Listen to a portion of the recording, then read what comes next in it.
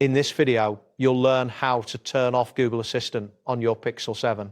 By following these steps, you will effectively disable the Assistant's functionality, ensuring it no longer responds to your voice commands. Start by launching the Google app on your Pixel 7. You can find this app on your home screen or in the app drawer.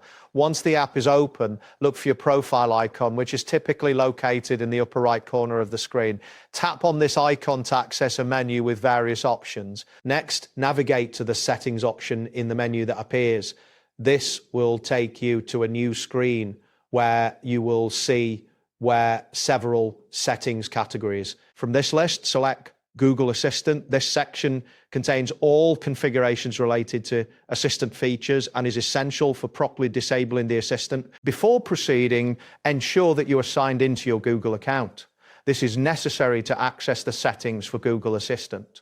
Once you're in the Assistant settings, scroll down the page until you find the General section. This section includes various options to control Assistant behavior. Look for the toggle labeled Google Assistant. This toggle will be in the General section. To disable the Assistant, turn this toggle off.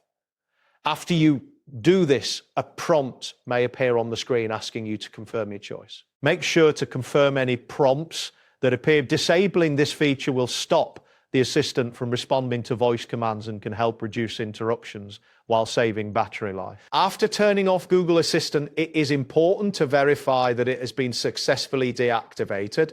You can do this by testing it out. Try saying the wake phrase or pressing the shortcut to activate the Assistant. If it does not respond, you have successfully turned it off. However, if it still appears, revisit the settings to ensure it is fully disabled. In some cases, restarting your device may help confirm that the feature has been effectively turned off. That wraps up today's guide. Thanks for watching and catch you in the next tutorial.